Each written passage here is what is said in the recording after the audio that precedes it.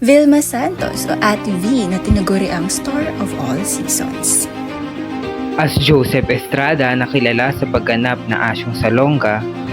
At Robin Padilla, na kilala bilang bad boy ng Philippine cinema.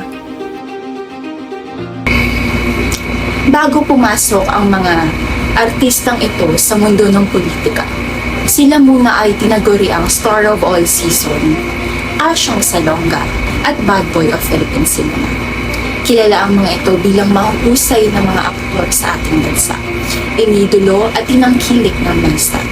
Sa pagganap ng mga ito, nagkaroon sila ng imahe sa mga tao na nagkaroon din ng posibilidad na maghatid ng mensahe ng pag-asa at paglilingkod.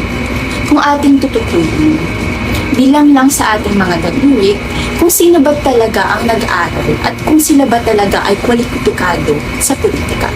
Isa rin sa mga dahilan nito ay ang pagiging accessible ng telebisyon. Nagsisilbi itong daan ng komunikasyon na kaya rin ng mga artistang ito na manghikayat sa damdamin ng mga manonood. Kaya madaling mahatak ang mga tao dahil napapanood at popular ang mga ito. Kung tutuusin, ang kinikilala nating politika ngayon ay hindi natin masasabi na politika talaga dahil mas nakabase na ito sa pagiging popular at pag-apela sa damdamin ng mga tao. Gaya ng mga nabanggit, makikita natin na ang politika na ganap sa Pilipinas ay populismo.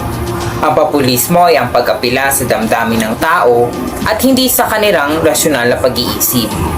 Makikita natin ito kay Joseph Erap Estrada na naging matagumpay sa kampanya dahil sa slogan nitong "Erap para sa mahirap" na naging patok sa masa dahil nahimok nito ang mga taong nasa laylayan at binigyan ng pag-asa na sa pagboto nila sa kanya ay matutuldukan nito ang problema sa kahirapan. Makikita rin natin ito sa dating Pangulo na si Rodrigo Duterte na ayon kay Randy David noong 2016, inilarawan niya ang pangangampanya nito na walang konkreto at maayos na programa at umaapela lang sa damdamin ng mamamayan para makuha ang kanilang mga boto. Tinatawag niya itong Dutertismo. Ginamit nito umano ang mga pagkukulang ng gobyerno upang matrigger ang damdamin ng tao. Ginamit niya ang karakter bilang isang matapang at walang kinakatakutang leader upang sugpuin ang issue ng droga sa bansa na siyang naging kanyang pangunahing plataporma. Naging patok ito sa tao na naging sanhi sa pagkapanalo nito bilang presidente noong 2016.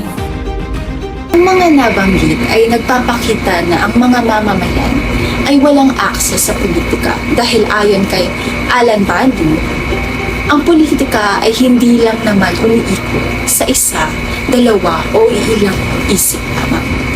Hindi magiging posible ang politika kung isinasaalang-alang lang ito sa mga mamamayan at sangkatauhan. Upang magkaroon ng akses sa politika, kinakailangan ito ng pinagsama-samang pag-iisip.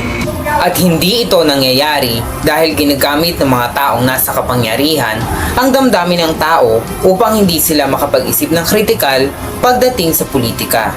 Ngayon naman, upang subukin ang inyong natutunan at palalimin pa ang inyong pagkakaintindi sa paksa, narito ang ilan sa mga tanong na dapat niyong sagutin.